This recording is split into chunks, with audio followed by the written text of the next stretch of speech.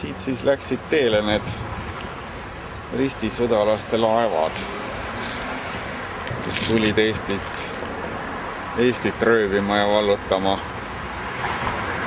Ja selle eduka vallutuse eest siis anti Lübeckile vaba linna staatus, mis pani aluse Hansa liidule. On siin ilusad autod seisavad, inimesed on rikkad, raha on taskud täis kõigil.